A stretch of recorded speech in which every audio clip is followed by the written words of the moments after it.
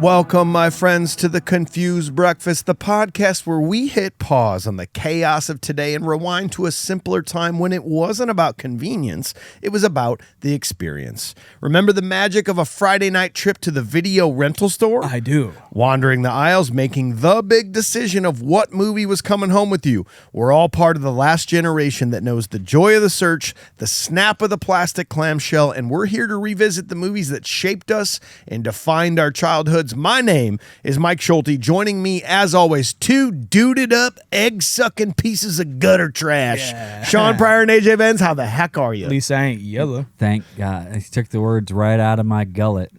Or mouth.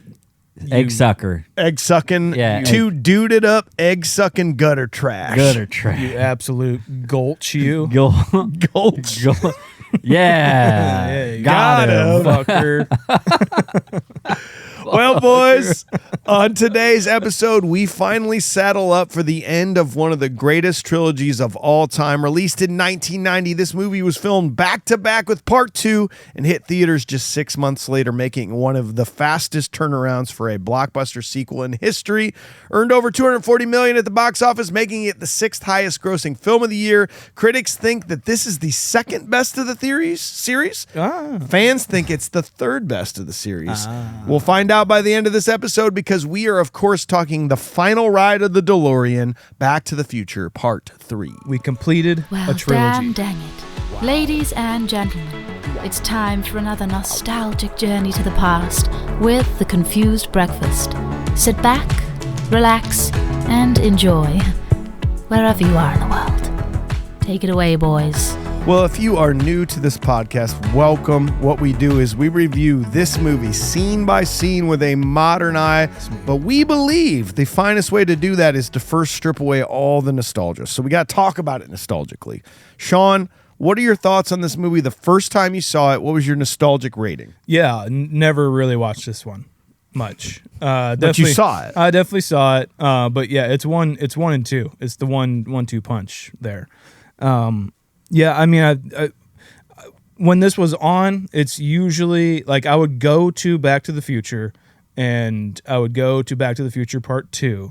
I would never like put this in my DVD player or the VHS player. I would just wait till there's nothing else on TV. Yes. So that's how I think about it. And with that, I still think it like back then it was a fun movie for sure. But not number 1 and 2. That's not number 1 and 2. So I'm gonna give it 5. Just a 5er. AJ, what about you on this one? This is the one that you always found on. You know, I don't even think it would even maybe TNT, but at the same time, maybe more like USA or something. You know USA. What I mean? Like more off, up all day, slightly off brand. You know what I mean? Networking. And like that was where you had it standalone, and then on like TBS or TNT you had like the whole trilogy was going through. Yeah. But this one wasn't on until like 10:30, 11 o'clock, and it's like, yeah, I'm not gonna get to that one. You know what I mean? So I've already dealt with enough commercials, and like, but this is the one that like my mom really liked. Yeah. You know, I feel like, you know. It had the love story. It had the love story. Mary Steenburgen. I mean, come on. Come on now.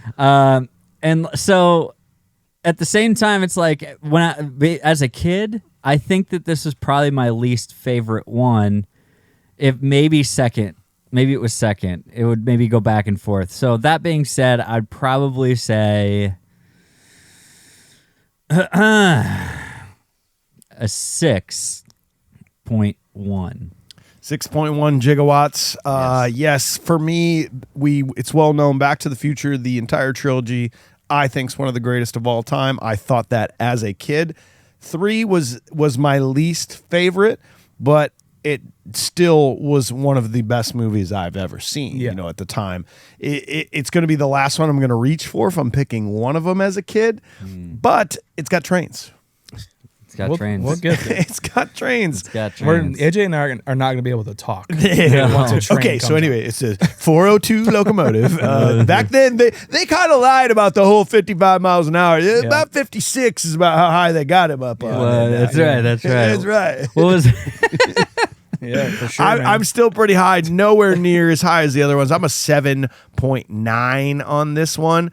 We got to go to Josh Miller, executive producer. He says, I honestly can't say if I saw this first in theaters or on video. I guess it was on video shortly after it was released. I was never a huge Back to the Future fan. Weird, Josh. I feel like while they were all good, one spectacular nostalgia drives all of them. I certainly enjoyed the movies when I first saw them, but this was my least favorite. I think 2 was my favorite, and mainly because of the hoverboard. I can't really say that this movie or either of the 2 before of it had any real effect on my dumb 8 to 12-year-old brain. Nostalgically, I'll leave it at that. I remember it being good, but nothing special, a 6.2. As a group, we are a 6.3 on Back to the Future 3. That's pretty low, fellas. Wow. Compared to the rest. That is tied in the 163rd spot with Cocktail. That's how we feel about it nostalgically, apparently. But we got to give this a modern day take. We owe it to this movie to give it a modern day take. Yeah. So let's strip away the nostalgia. Sean, let's talk about the important details of the movie. What do you got? Produced by Neil Canton and Bob Gale. Story by Robert Zemeckis and Bob Gale. Screenplay by Bob Gale. Music by Alan Silvestri once again. Cinematography for the 11th time on the show. Including this movie, we got Halloween, The Thing. Oh, it's Dean Cundy, by the way. Halloween, The Thing, Back to the Future 1, Big Trouble in Little China, Roger Rabbit, Roadhouse, Back to the Future 2, Hook, Jurassic Park, The Holiday. He's the GOAT. Is he the GOAT? I think he's the GOAT. Okay. Then he'll be back, too. I like looking through his IMDb. I'm like, there's so many more. There's so many more we're going to do. Oh, yeah. Edited by Harry Karamides and Arthur Schmidt. Directed by Robert Zemeckis. Cast, Robert Zemeckis. No. Nice. Cast, Michael J. Fox, Christopher Lloyd, Mary Steenburgen, Tom Wilson, Leah Thompson, Elizabeth Shue, Matt Clark, Richard Dysart, James Tolkien, and Flea. Is he related to J.R.R. Tolkien? Flea? Yes. Okay. That's where my mind went to. And then I had to cycle it one more time. Oh, he said Tolkien. Oh, wait, okay. As it is or may not be known, the Back to the Future sequels were filmed back to back. So as Part 2 wrap production began right away on Part 3, it was as early as the first film where director Robert Zemeckis went up to Michael J. Fox and asked, where would you like one of these movies to go? Fox replied, well, every actor wants to be in a Western and play cowboy. Yeah. Zemeckis and writer Bob Gale both agreed that's what they were thinking too. I don't know where else they would have gone with it. We've already gotten the future. We've already gotten the sort of past. It was the only logical place to go. Yeah, it's are you going to go 60s? No. It's kind of close to the 50s. Yeah. Why mess with that again? Yeah. Go back far enough where it's I feel like I can't do that much damage. Maybe Prohibition gangster era. Yeah, that was pretty much the 50s. So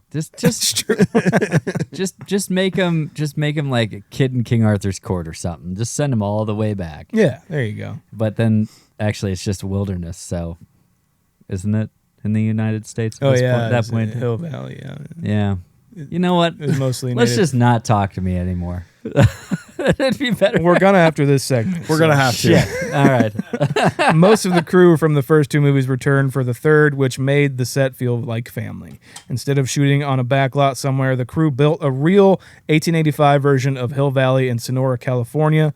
A lot of the times for Western sets or sets in general, they'll build just a front visage, but the crew built actual standing buildings complete with interior. It's really not done much. You know what I mean? They'll shoot the exterior and it'll just be the front visage, and they'll go to a studio and film the interiors. But everything was there. As most of the crew returned for Part 3, so too did most of the cast, except for, of course, the newest addition to the series, Mary Steenburgen. Bob Gale and Robert Zemeckis had written the character of Clara with Steenburgen in mind, and when they offered her the role, she was reluctant until her kids basically made her take the part because they were such big fans of the first film. Ronald Reagan was offered a role of the mayor. Ronald Reagan, the actor of 1885. Hill Valley. Jane Wyman was the first lady. The first lady. 1885 Hill Valley, but nonetheless flattered, the former president did turn it down. That's nice. What a nice guy. Yeah, I mean, you guys know that he like put it in his speech and everything. Like he talked about Back to the Future in his speech and shit. And he said like, he watched the first movie with, I think it was the first movie with that line in it, and he was really excited. Filming would be a bit tumultuous as part 2 needed to be edited at the same time shooting was taking place for 3. Jesus. Robert Zemeckis would shoot part 3 for a few days, then immediately get on a plane to fly to Burbank to oversee editing of part 2. Then the next day, Zemeckis would get back on a plane and head back to set and resume filming for part 3. Zemeckis said that's the only thing about shooting the trilogy he did not like. I don't think that's ever going to happen again. Like, I don't think anyone's ever going to do this. Yeah. No. I don't know. There's no way. I mean, I feel like we covered it. We covered something where someone was doing this kind of same thing. Maybe. Where he was editing something, and I forget what it was. But he said that's the only thing he doesn't really like about the trilogy is that he felt he wasn't giving all of his energy to the editing of the second film, and he thinks it shows, which, I mean, everyone not in our loves rankings, that so. one. Yeah.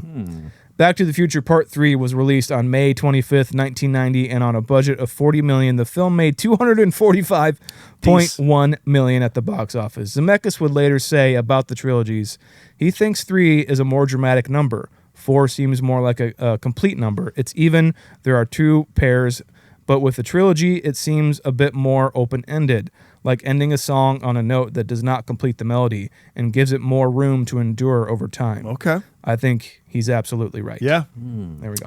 Well, thanks, Sean. Now we got to go to AJ. Let's learn what the critics and fans had to say about this movie. You did the research. What do you got? Some people would say that it's 1 in a million, 1 in a billion, 1 in a Googleplex. Whoa. It's the tomato meter. Gross. Not really. I mean, it's 79% certified fresh. Weirdly enough, per the critics, that's tied for the 100th spot of any movie we've done. 79's not that great, but it is tied with Wayne's World, Air Force One, GoldenEye, and Gladiator. Per the critics. It's just some of the greatest movies ever made. Just saying. They are, right? 78% from the popcorn meter and a 7.5 on IMDb. That ties it with Batman, The Warriors, The Crow, and Field of Dreams of all the movies we have done. Those movies suck too. Yep. Well, Kim Newman at Empire called it a clever and enjoyable wrapping up of the time-traveling adventures. Lovely. Nice.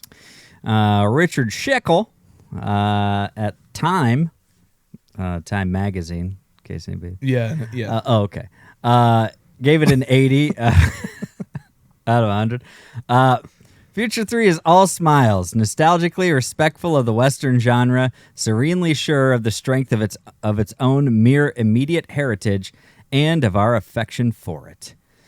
Gene Siskel gave it a 75 out of 100, saying Part 3 has the more adult emotions of the original, and with the presence of Steenburgen, it recalls the quality of her other fine time travel romance, Time After Time. Yeah, great. Let's see. Owen Gleiberman, Entertainment Weekly, said Back to the Future Part 3 has the same sort of studio backlot clunkiness, only this time it's the audience that gets conked by the sheer desperation of the whole enterprise. Yeah, so desperate. So oh my God. desperate. Please love us. Somebody said called it an 8 out of a 10. 8 out of a 10? 8 out of a 10. Yeah. Thank you. An 8 out of a 10. Yep. A strong end to the trilogy. Yeah. Warning, spoilers. A good film. Rare, but all 3 films were good. The Wild West was a great place to end this trilogy. I definitely give this movie points for that the characters made more sense than the second part. The only clear complaint for me is the ending. I would have liked Doc to have stayed in the Wild West with the woman he loved and not come back to Marty at the end. It would have been a bit wistful, but on the other hand, a very beautiful ending to the story. He did come back with a flying train. That was too much for me. Not for some people, Mike. A strong ending to the trilogy. How about a couple of ones here? These are great. Of course, a 1 for this movie. This deserves a 1, guys. Okay. Did you see number 2? Hello. One called it dull and empty in the extreme. It's the extreme. Said David Drogden. This was December 12th of 2020. Nobody was having a good time. The whole middle section of the movie is pointless. That's his entire review. Okay. Nailed it. Another person just says it's the old guy from Halloween 3 is the name of this. So, Sean, you can enlighten us later. April 6th in 2021. That was his username? Yeah. Oh, okay. This is the boring old guy from Halloween 3. Gotcha. He just said boring. And why does Marty's distant ancestor look just like him when his own dad, Crispin Glover, looks nothing like him? Stupid. We'll get there. It's a major complaint of mine. Let's see. Yeah, here's another one. Not as good as the first two, said Quadrophena. I'm pretty sure that I've been on here before. Yes. Warning spoilers. I like That's right. This is why I know they've been on here before. All right. I like the first two, Into the Past and Into the Future, just Doc and Marty, but this one has a woman that the Doc rescued from a cart that was going over a ravine. When he rescues her, when they end up falling for one another, the year is 1885, but she was meant to not be rescued as there is something named after her that Marty gets taught at school. God. That's it. So, no punctuation. No. I mean, the gist is like women ruin everything. Right? That was that. It's something like that. Punctuation ruins everything. It does. It ruins everything. Don't let it get in the way of your dreams. That's Quadrophenia. Yeah, it sounds like that might be a tasteless joke. I don't want to do it. I got you. You're there. You move on. I'm going to do that. Wait, what is it? I don't get it. No. Okay. It's fine. Trust me. Sounds like Stephen Hawking wrote it on a computer. Never mind. Quadriplegic. Oh! Oh, no, I'm sorry. Yeah. Sorry. Good. Well, I'll just clean this up by giving us the most important Yes. people. There's definitely some good folks jumping in the Discord, the Little Lebowski Urban Achievers exclusive Discord channel. Jump on in, guys. Do it to it. Mike G coming through as always. Everyone always argues which is the real trilogy, Star Wars or Lord of the Rings. To them I say, which franchise remains a true trilogy? Back to the Future. That's who. After ignoring my mom's constant pestering to watch the original, probably because she started trying when I was about 6 and was relentless about it, for Christmas one year I received the new anniversary box set DVD. Well played. No choice but to finally watch it now. And I'm pretty sure I binged all 3 movies in one day, ignoring whatever responsibilities were supposed to be accomplished. I was officially hooked from that point on, finding something to love about each movie: the past, the future, trains. While I acknowledge that 3 is the weakest of the trilogy, it's like saying it's the least good flavor in your Neapolitan ice cream. It's still ice cream, so you know it's going to be pretty damn good overall. Nostalgic, 8.25. Modern day, 7.76. Those are pro scores. Pro scores. Those are pro scores. He's been doing it a long time. You thought that out, yeah. Derek for real also jumped in. My mom was a big fan of the series, and I always think of her when I watch Moms and Back to the Future, dude. Steam Virgin. 3 especially. Well, yeah. there's a lot of implications about moms and sons, and it's a little strange. The whole series is so. Now I'm creeped out. Yep, So, just saying. Great. I'm kind of into it now. Yeah, that's Lorraine was kind of a slut, and we're down for it. You know what I mean? Lorraine. He was into it. Yeah, dude. Okay, go get it, girl. Yeah. Say hi to your mom for me. My mom was a big fan of the series. I always think of her when I watch them. I still remember seeing this in the theaters at 4 years old. Definitely Damn, not. son. I know that's young to go into a movie theater. That's awesome. Definitely not the best of the trilogy. It was interesting, though, to see Marty go back to a time that was completely foreign to what he knew. At least in the 50s, there were familiar landmarks and fuel for the DeLorean. Yeah. Checks out. So, Well, you should go to patreon.com/confusedbreakfast. That's how you support the show. You get bonus episodes. You get to vote on upcoming movies. And if you hit top tier, Little Bowski, have your review of a movie read on air. you can have your voice through my voice into the show. It's a beautiful thing. There we go. It's a good filter. Well, boys, it's time to trade in our lab coats for cowboy hats to review Back to the Future 3. It's the wild finale of the trilogy where Marty McFly tries his best Clint Eastwood impression. Doc falls hopelessly in love faster than you can say flux capacitor, and Buford Mad Dog Tannen proves that the Tannen family DNA is 80% anger issues and 20% manure. We've got shootouts, exploding trains, rope hangings, a hoverboard rescue, and enough horse poop to fertilize all of Hill Valley. So saddle up, grab your wake-up juice, and remember, don't ever let anyone call you Yella. Because, boys, it's time. Here we go. Yeah. So, scene 1, on November 12th, 1955, Marty McFly learns from a letter that Doc Brown has been accidentally sent to 1885 after a lightning bolt scrambled the time circuits of the DeLorean. The 1955 version of Doc faints upon seeing Marty again, but together they recover the time machine hidden in an abandoned mine. While retrieving it, Marty discovers a tombstone with Doc's name on it, revealing that he will be killed by Buford Mad Dog Tannen just days later. Determined to save him, Marty decides to travel to 1885 instead of returning directly to 1985 as Doc had instructed. He rigs up the repaired DeLorean and launches back into the Old West. Marty arrives in 1885 amid a cavalry chase with Native Americans, and the DeLorean's fuel line is damaged in the chaos. Goodness. I have to No. get this out of the way. No. Okay, you talk. No, you go ahead. Okay.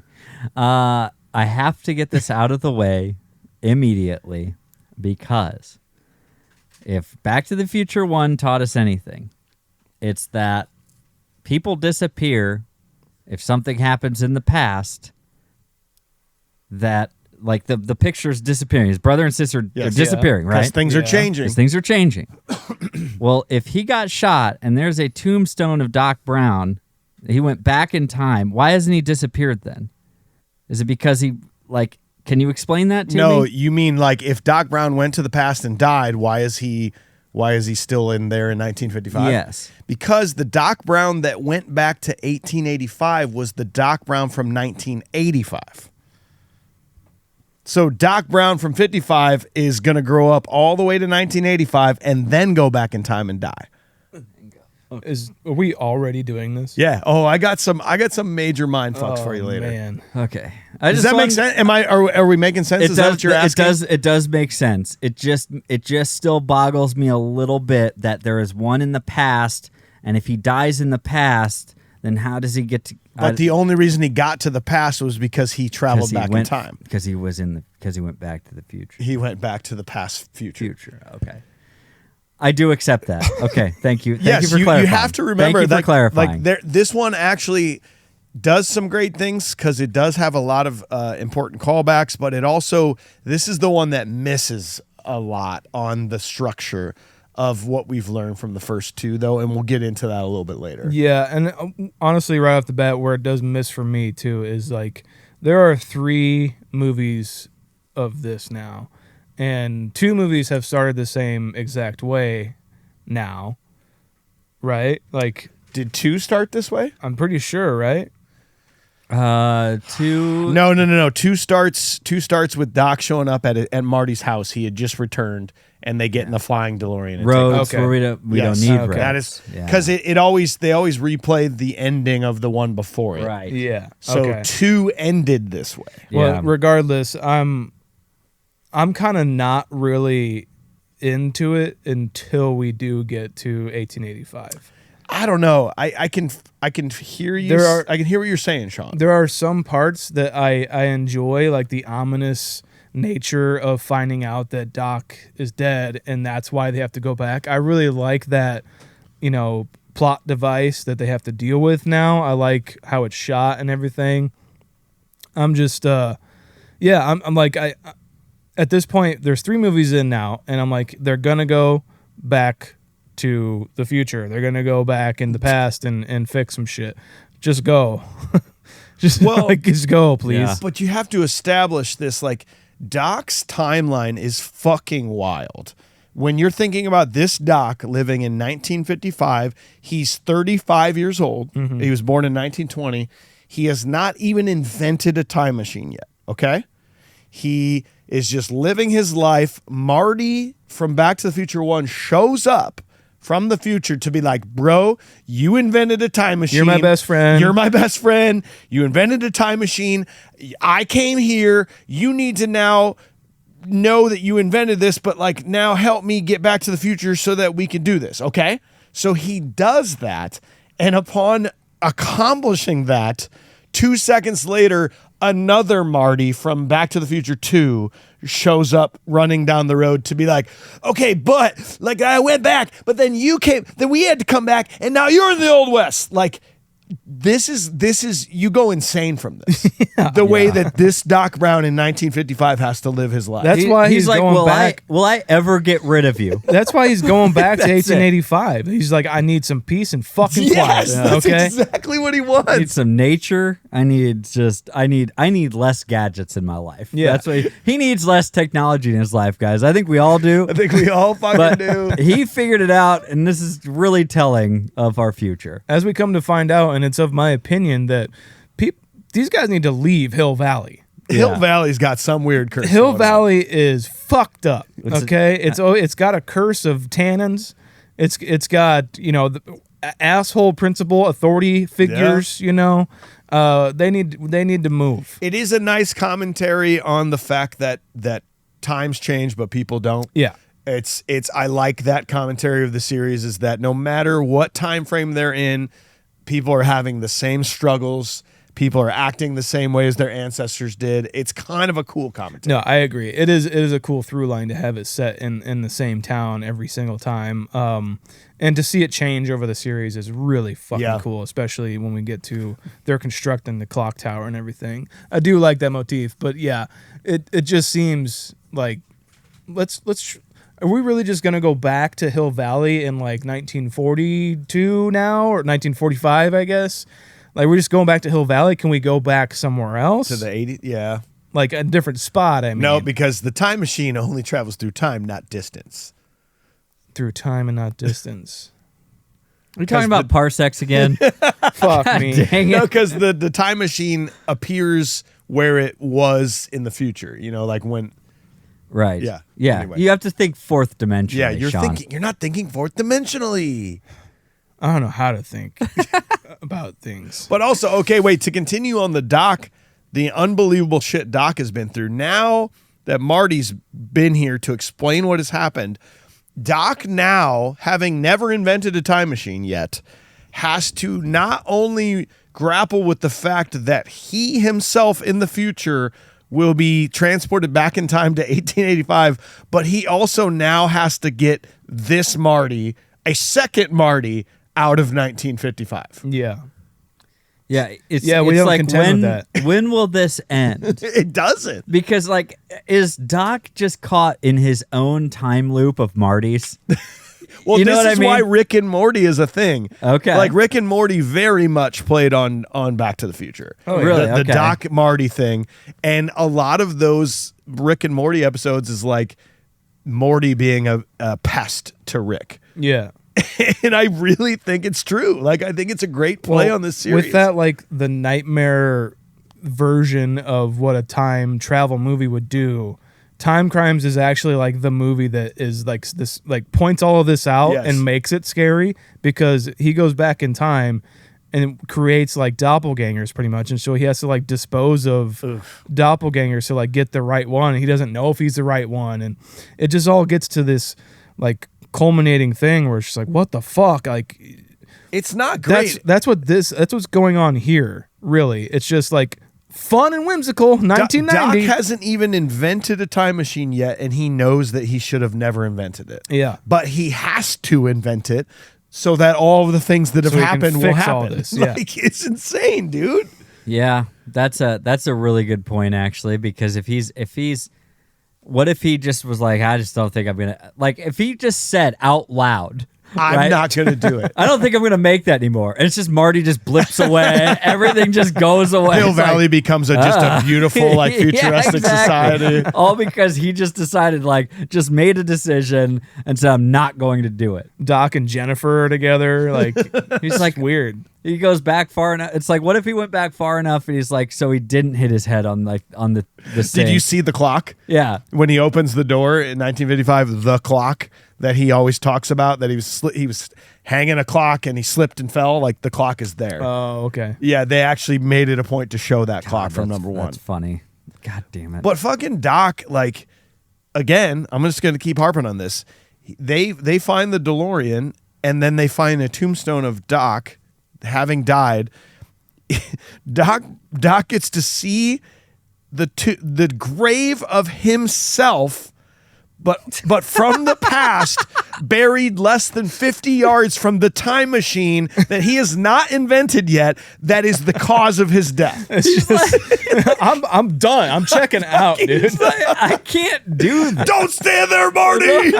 And they're Marty. He's buried 50 yards from the time machine that took him to the past for them to him to get killed 5 days later. Yeah. Wait, you mean this thing is because I'm dead and you're here telling me that I'm dead, and I'm dead. Like there's got to be a point where you fucking snap, dude. It's like- he hasn't even invented it yet, and he's snapping. It's like he's standing on his own grave from decisions he hasn't made yet. Just like stop and just think about this for a second. Just unreasonable of what you should expect from this man. But he has to follow through with it to to get Marty to go back to like wherever he needs to go. That's so exhausting. Like I get overwhelmed with the fact that like I still need to do the dishes from however long ago. He's now has a realization he's got to create time travel. Okay, this is an entire sink full of dirty dishes for a meal you haven't cooked yet. Oh Yeah, God. yeah. Yeah, that's fucked up. Well, no, You that haven't makes- even eaten it yet. I mean, dude. that actually makes a lot of sense to me. You have kids, Mike. Didn't I just clean this? No, What the hell? no, you didn't. Oh, checks out. And it is kind of weird too. Even that tombstone, it's kind of funny to think about that because number one, there's no birth date on there Yeah. because most people met Doc Brown 7 days ago, and they're like, I don't fucking know. He never Yeah. did. He tell you what his birthday was? No. Okay, well, guess we won't put his birthday on there. But do you find it weird that they wrote killed by Buford Tannen Shot in the over a back. matter of $80? Yeah. It's like that would never happen. That's what you want on your tombstone, not like you made a refrigerator, Well, they didn't. he They made didn't an ice have. cube. an ice cube. They didn't have any time to really ask him about it, Sean. That's true. Okay. True. Yeah. Hey, what do you want in your gravestone? You know, you don't have those conversations. Yeah, it's true. You know, yeah. Not you back didn't- then. You didn't have like a will or anything. No, not back I then. mean, he had a will to live, but that didn't really amount for much. Yeah. So like, it doesn't really matter because this is mostly Doc's story. Yeah. It doesn't This really one is for matter sure. that Marty goes. It's just like because Doc is like, I'm not going because I'm not fucking with anything anymore. Like if I'm dead, I'm dead. Like whatever now. Okay. So it's not like really pertinent for Marty to go. Well, Marty has to be the one to go because this Doc Brown in 1955 Yeah. is not a time traveler. I don't get any of this shit. But Like, Marty's already in the wrong timeline. Like he might as well go do more stuff because hopefully someday he arrives back in 1985 at the moment he left.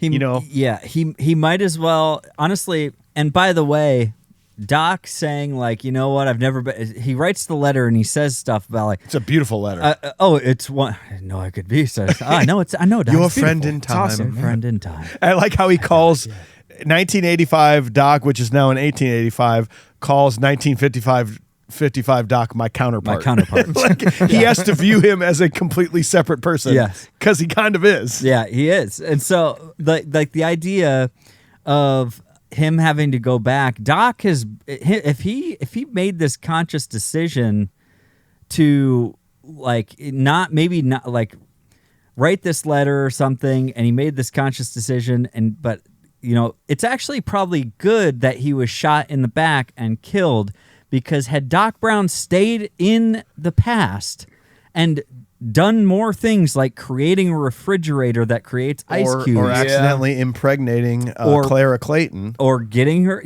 having a family and doing that, it would have severely broken the timeline of everything. So it actually goes perfectly well with his own beliefs of time travel that he was actually killed. If he had time, he probably would have invented gasoline. Like he probably would have done all of that. Yeah. Like I think he even mentions it. He's like, it won't be invented until like the next century. He's like, but I could do it. like if I had like a couple months. Seriously. But that's where it's so fucked up, because if that were me and I go back into 1885 and I no longer have a way out, fuck the future. I'm going to do whatever the fuck I want to do. But then at some point that might affect him having even been born, to then now he could have never even gone back to the past, and now he fades away. Like it's such a mind fuck the deeper you get into these movies. Yeah. I mean, you start talking about it, and I'm like, Sean glazes over every time I look at him. Yeah, I really do. I'm like, I can't follow this. That's because I just watched the movie, guys. Yeah, because the moment you go deeper than the movie is trying to go, then this is what happens. You glaze. But I like that. Like, this movie is presented in a very great way. The whole trilogy is that it is easy to follow. Yeah. On the surface level. But when you really dive deep into these movies and you realize the implications of things, like that's when it's a whole nother level of viewing these movies. Yeah, that's what makes them so fascinating and stands the test of time and everything too. And I like when they do get to like the launch of the DeLorean, the white wall DeLorean. Oh tires. God, it's sick. So funny. And I even noticed it like on the second time around. I'm like, oh yeah, like a lesser filmmaker could just be like, we're here, we're gonna get him to the future, like whatever. But then like assholes like us would probably be like, well, how'd they get the DeLorean there, you know? And it's like his fucking 50s car hooked up. He's got a trailer hooked up to it. That? Just it's in amazing. the background. Like, I didn't even know that thing could pull anything. Sean, I never noticed that, and I've seen this movie 20 times, and the last time was the first time I ever noticed there was a trailer being pulled by his car, which is what brought the DeLorean out there. Because they can't drive the DeLorean in the 1950s and be like, what the fuck? So I'm sure they covered it up when they, as they traveled there. It's pretty fucking awesome. The other part of it then too was what if Marty had just kind of gone back to the future? Where would Doc have been there? So say that again. So like where, at what point in the story? If instead of Marty traveling back to 1885, after discovering the tombstone and all that stuff, he still made the decision to go to the future instead. Just go simply back Doc's to 1985. wishes said, "Don't come after me. Do not come after me." He goes back to the 1985, and is Doc there? Yes, he is, because when he gets there, the events of number one have now just taken place, and Doc after Back to the Future 1 took place, Doc went off and went traveling. Right. So the Doc that is in 1885 is traveling the time circuit somewhere when Marty goes back to 1985. Okay. And then he will come back. No, then actually, fuck, dude. Because then he's going to show up to do the Back to the Future 2 again. the Back to the Future 2 thing, he was because he was up there, he was like, he had the flags thing falling down. He got struck by lightning because he was floating high up in the air and stuff. And that's the one that went back. That is the Doc that went back. And that is the original Doc Brown. That's the original from Back Doc? to the Future 1. Yes. Okay. The one from 1985, not the one from 1950. Okay. How you doing, Sean? You want to talk Scene about that? 2. You want to talk about the Indians? The drive-in is really cool. I really like the drive-in a lot. It's actually sick, and I wish we had things like that. Yeah, and just fucking Monument Valley. Christ's sake, like they built this drive-in. Why they tore it down, I don't understand. Yeah, I don't know. It's so cool looking, and I love the fact that it's like they're like every director's fucking wet dream is to make a fucking Western, you know? Like no one wants any directors to make a Western. They just, some like big directors can. But like when they finally do, and like when Robert Zemeckis and Bob Gale are finally making their Western as a Back to the Future movie, they take their time to just kind of revel in it, you know, which is like they have this set up at a drive-in movie theater where they probably watch all the John Wayne movies that were filmed in Monument Valley, and right the here. posters right there. Yeah, and then they drive literally into a Western. That's really cool, man. Like it's there. I felt it like even like listening to the commentary. I felt the excitement for them, you know. And they even said like when we were out there and filming like our western portion of it, when we get to Hill Valley, he was saying that like base camp was like a kind of like a mile away, a couple miles away. And so usually when you're filming a movie, it's so fucking loud, but like this movie, it was so quiet. Yep. And, like everyone, we had extras, but everyone was just kind of living in the moment. There was no like, you know, cranes and shit doing anything. And it's just, I'm stoked for it. I'm stoked for Bob Zemeckis in this moment, I think. And that just Back to the Future comedy that's just so great, that subtleness of just, you know, no, don't worry, the Indians won't be there because remember that, and the fact that they're there. Imagine what these Native Americans were thinking. Just all of a sudden, there's a DeLorean. What the fuck? They're like, yeah, we angered the spirits last week. I knew that something like this was going to happen. See, that's why this time of the history is so great. They had an explanation for everything. Guys. It's true. They're just like, yeah, Peace we pipes. angered the thunder gods. I know. And like they were really upset with us, and we were being chased by the cavalry. Yeah. And Don't worry, Sitting Bull hit him with an arrow. I think we're good. Yep. Bam, Right. got him. Yep. Standing Lamb, that bowl we smoked last night. What was in that? What was it? Peyote times 2. I couldn't barely ride my horse today, and I barely got on it. I don't know if I'm on it right now. Yeah, and Now here's this. now here's this.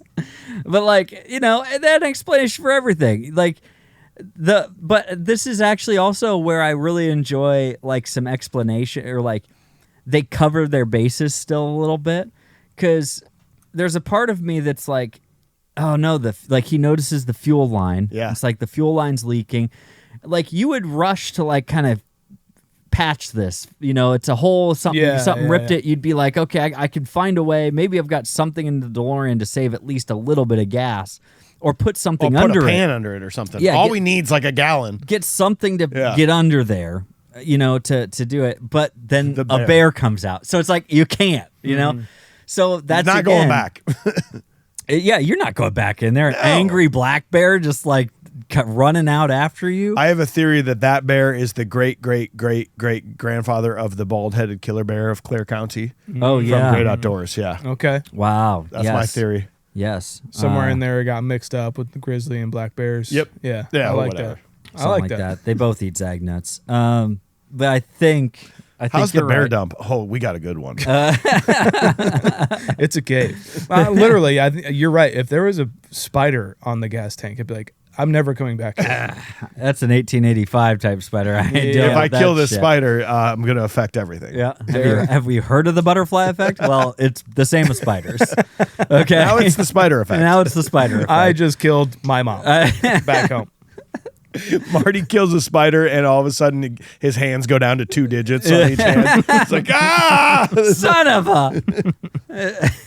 Well, let's do scene 2. So forced to abandon the car in a cave, he wanders on foot and is attacked by a bear before passing out. Marty's rescued by his great-great-grandparents, Seamus and Maggie McFly, who take him in for the night. The next morning, introducing himself as Clint Eastwood, he ventures into the early days of Hill Valley. Almost immediately, he crosses paths with Biff Tannen and his gang, who attempt to lynch him before Doc arrives just in time to save his life. Doc explains that without gasoline, the DeLorean cannot reach 88 miles per hour, leaving them stranded in 1885. I did think of something really funny just now. That if Marty was like lost fingers or something, like you were just saying, AJ, like his fingers were starting to disappear, and he played Johnny Be Good, it would only just be Johnny Be Fine.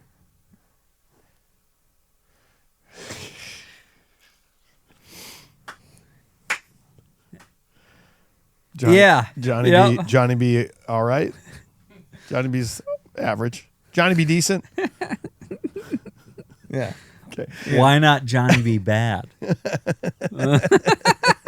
That's good too. Huh? That's good too. If he only had 2 bit. Okay. Well, then I'll break the ice here real quick. Ooh, here's a prop. You got to give me this shirt that he's wearing. This cowboy shirt with yeah? the fucking atomic Yeah. atoms on it, and the salmon color to it. The whole Clint Eastwood thing is my favorite of this movie. I love the way he looks. It's cool as hell. I do like it. I like his hat when he gets his His Seamus hat, or Actual- his real one's pretty good. real hat. Yeah. I'm going Doc's rifle. That's a good rifle. That's a good one. With the scope on it. Yeah, I was so Shoot excited. the fleas off of a back from 80 yards. Yeah, and he has. And yes. You know he has. I want Copernicus's helmet, prospector helmet Cool. from 1955. That's real cool. That's Put what it I on your want. dog. Yes, and I would put it on Scout. So I do like what he says before he goes to 1885. He says, "Remember where you're going. There are no roads." Little callback. that's. Well, that's what. Okay. How did I never hear that? Yeah. I literally never heard that. Like, God dang But that's it. the beauty of these movies is they literally the whole fucking trilogy is just a repeat of every gag and thing that they used in number 1, but they do it in such a way that it's still always funny and always entertaining to me every time. Like, here we go again. The Marty waking up in a room and going, "Oh, I had a worst nightmare," and well, you're safe here, back at the good old McFly farm. McFly farm. It never gets old. It never gets old. It never gets old. Because, and I've said this about some of the other movies, like, you know, other sequels, things like that. When they do shameless callbacks. Shameless callbacks. The idea. Happy Gilmore It's 2. like one of my Sure. favorite, also my least favorite terms to reference is it does not insist upon itself Yes. Yeah. to be funny. It's like, no, we're just doing it again. And we're not giving it extra camera time. We're not lingering on anything. They're holding space. They're just holding space for the joke itself. they are, That's man. all. And then yeah, you're right. They're adding jokes in, like when he's eating whatever bird or and there's like buckshot in it. It's like because it's Oh yeah, these rabbits that he went and got. because it's 1885 and there's still buckshot. I thought that was fucking funny. Well, Yeah. and they change up who does the same gag too, right? So like when Marty talks about in number 1, he goes, "Yeah, I've seen this. It was a rerun." What's a rerun? What's a Yeah, rerun? You know but then Doc says the same thing about I read Jules Verne when I was a little boy. She's like, "How could you have read it? It Right. just came out a couple years ago or something like that." It made you me know? feel like I was a little. Yeah, it's just a different person doing the same gag, Yeah, and it still works. yeah, and they just get creative with it based on the time that they're in, and that's what makes it enjoyable.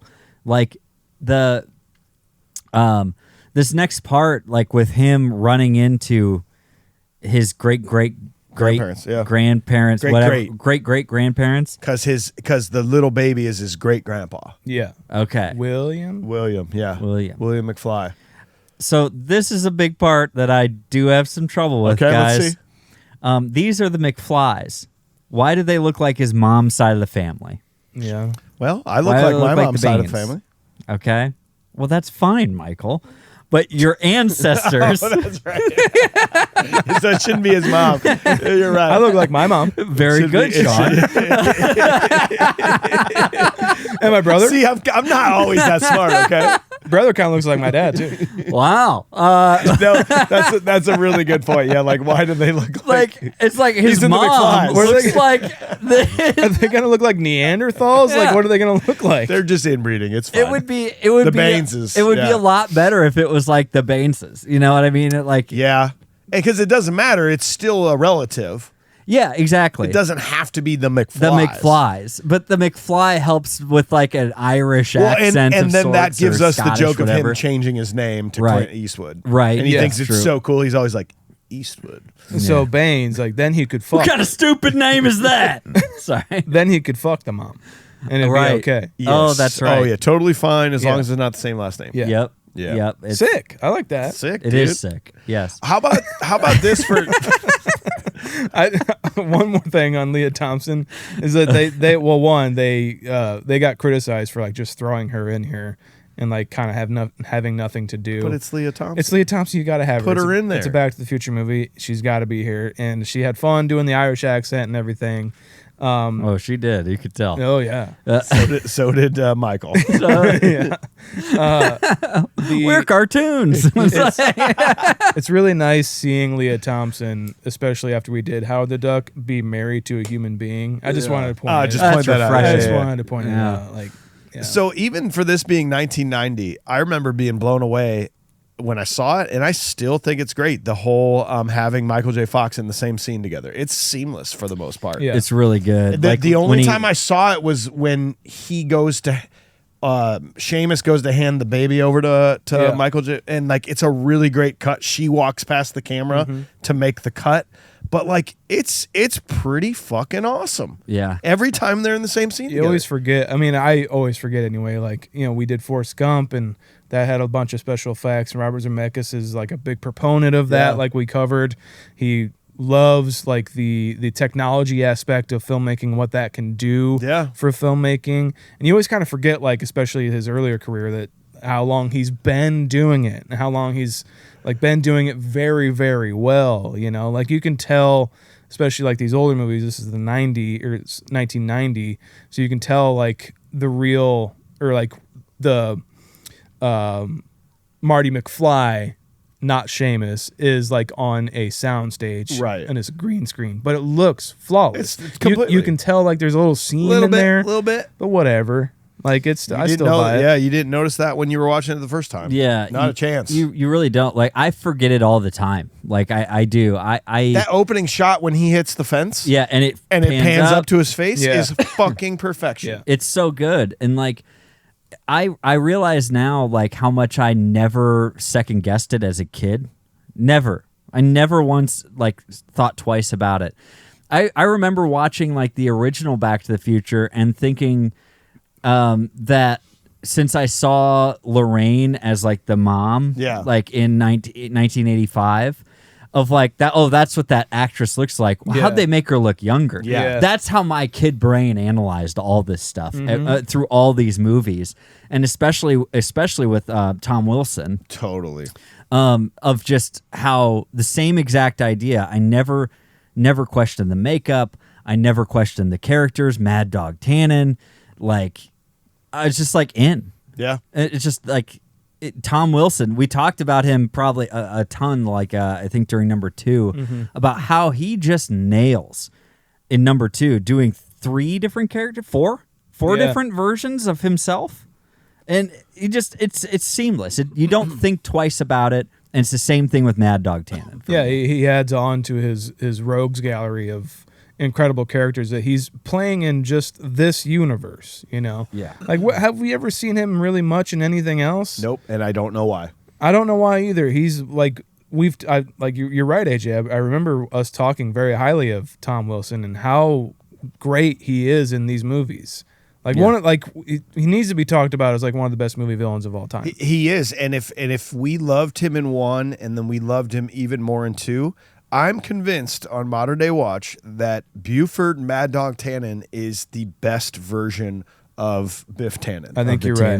He's the most frightening. He's the most like just overall best version that he's put on the screen, and that usually doesn't work that way. Usually it's the best and then we're gonna fade away a little bit, but like he's never been better than he is in this role. There's so many layers that work just as well as all the others. Like you're saying, he is scary because he's killed people, terrifying, and he will kill someone just like. And it seems like out of like a teenager kind of like angst, just like and like not even think about it, like like a Wild West person would he's be. Probably 12 years old in Something this movie. like I mean, that, the Wild West. They just look older back then. You only live to about 30. Okay? But at the same time, he's still got that like middle age, that Biff Tannen idiotic nature to him, Yes. where he like doesn't know about shit. Yeah. And Screw doesn't loose. know good words, He does. What's that mean? It's true. That's true. There are a couple people. Nikkei, what's that? Some sort of engine talk? Before you get into that, Moccasins. there's something that needs to be talked about. These three guys at the bar when Marty gets there. These three dudes, Pat Buttram, Dub Taylor, and Harry Carey Jr., all three of them have insanely huge IMDb's where they all played sidekicks, town drunks, colorful townsfolk in hundreds and hundreds of westerns. Harry Carey and TV Jr. shows. was the I think the Marshal in Marshall Tombstone. White in Tombstone. He was also Mr. Anderson in Gremlins. Oh yeah. Per the Jarrett Layoff Confused Breakfast Actor Database. By the way, Jarrett Layoff, are you all right, man? I haven't heard from you in a long time, and I would love to know that the Jarrett Layoff Confused Breakfast Actor Database still lives in your mind. You don't have to update it anymore. I just want to know you're having a good time out there. As long as you're okay. That's all we care about. Because Say we your love name. you. But Pat Buttram is the guy with the incredible voice. He was bullet number 1 in Roger Rabbit. You know, remember like, Yeah. come on, boys, yeah. get in there. I mean, like, these dudes are some of my favorite characters in the entire Back to the Future series. Yeah. They're just sitting there going, what the fuck is this guy? They're like the guys in the opera seats or whatever in the Muppets. Oh yeah, like Muppets, yes. whatever that's called, the peanut gallery, whatever. Yeah, the fuck. yeah. They're like that. There's like they're observing everything, Yes. because they're there every day. You know. They're Every just day. adding some color commentary onto like the happenings of town. Yes. And it's just like, and you'll be branded a coward the rest of your days. If you don't go out there, then what? It's just like, it's so good. Like, they're just there to just talk shit on people. It's like, well, what do you want? What do you want? Are you going to get mad at me? It's like, fuck, dude. You're just old. But surprisingly, those guys are only 38 years Yeah, old. oh yeah. in They're this- the in this old movie. guys of town. Yes, Yeah. they're only 38. Yeah. Yeah. Cool little special effect there when he does pour that whiskey for Marty and it sizzles on the bar. It's like, how did they do that? I have no fucking clue, Because man. it doesn't sizzle anymore. No, it just sizzles when it comes out of the glass and hits the wood. Yeah. Doesn't he do a similar thing to the Pepsi that pops up or something? Or like in number 2? Maybe. Like where he's like, what the hell kind of a thing? I don't know. It was- I'll take an ice water. Ice water. Ice water? I didn't actually even Water? put it together that this is the It's the same same. scene as like the Shack Shop or Yeah. Shake Shop. or Shake whatever. Shop. Yeah, and it's supposed to be the same location. Supposedly. Supposed Ah. Yeah, I mean, like, yeah, they're saying it's the same part of Hill Valley. to. In reference to where the clock tower is Yes. going up, it's like the same place. I did not even put that Yeah. together. That's really cool. They take time to just do the little things. Even the, hey, McFly, you know, oh, shit, I thought you were somebody. I thought you were Seamus. You had the Yeah. stupid hat, too. But then the chase through the town square, but then they change it up, right? So in number 1, Marty gets away with it. Yeah. Chase through the town square. Number 2, Marty gets away with it. Number 3, Marty does not get away with and number it. 3, he gets called Mad Dog, and he doesn't like to be called Mad Dog, like Marty doesn't like to be called Chicken. Yeah. You know, it's really cool. Little touches right Yeah. there. I like that. There's also the dialogue between him and who's ever behind the bar, essentially. Like in number 1, he says, "Can I get a Pepsi free?" He's like, "You want a Pepsi? You got to pay for it." You know, that kind of stuff, right? Yeah. He's like, in this one, it's an ice water. Yeah. And number 1, ice. What the hell are you talking about? But he just responds saying water. Like around You want here, water, you go out to the trough. you go out there. the trough. We pour whiskey, we pour and then he's whiskey. like, he flicks. He says, "Excuse me." He says, "For what?" It's just all these little misreads on stuff that are just really fun throughout the whole thing. I did see a really cool fact. I never knew this, but now that I know it, it's so obvious that when Buford's shooting the floor at Marty and he's doing the dance move, the sound effects in the background were made by Michael Winslow. Oh my god. When he's like making like you, and once you hear it, you're like, oh, of course that's Michael Winslow. Wow. Like the squeaking shoes. Yeah, the and squeaking stuff. shoes and the like. There's like a beatbox going on. Yeah, yes. This is Michael. It was Michael Winslow. Oh my Just God. no big deal. He got a special thanks in the credits. It's a special thanks to Michael Winslow. Is what it says. That's awesome. I love Yeah. that. So yeah, go back and listen to that. You'll go, oh, duh. Yeah, totally. Yeah, that checks out. That checks out. So Doc's a badass in this movie. I was gonna say, man, you got to think about this. Like, Doc really took to this pretty darn easily. By the end of this movie, he's jumping train cars like without second question, from a horse to the train. He's doing it all, man. And by the way, obviously it makes sense because like brains in this era like that he has, creating that gun and everything, yeah, it makes sense he would turn into a badass. He's doing just fine. But also remember that he is 65 years old here, technically. The 1985 Doc Brown is the one that is there. So he's 65. But which also created a problem for me to be like, how did him and Clara get together? But then they saved that because in Back to the Future 2, remember he says he went through all this like facial rejuvenation process, which is what makes him look younger. But he's in real, like not in real life, like real Doc Brown is 65 years old right now. Yeah. That's too old to be doing all this shit. I don't know. So it's kind of wild. Oh, my dad's still doing pretty good. He's 72. He doesn't look it, you know? Yeah, well. Would he be jumping off of a horse onto the back of a train? Yeah, not 72. Not really. 65, probably. 65, he would have, actually. I think also, 65, I think, is when he ran like a Spartan race or something. All right. Why? Also, now that Doc knows what's going on, Doc knows that he is going to die in a couple days. Yeah. This is just me. This is just modern day Mike Schulte. This is when you go over, you find Buford, you walk up, like hands up, you go, hey, Buford, I got something to tell you. I really actually just wanted to apologize for everything. And you know what? You know how you need $80 from me? Here's $200. Yeah. And here's a brand new horse. I made sure the shoes. I shoot it myself. And I made sure everything's great. Yes. And I just want to listen. You don't have to be my friend or anything like that, but I just respect you. And I want to make sure that you know that I'm not here to do anything wrong to you. And here's everything. Couldn't we have just done that? Yeah, I think so.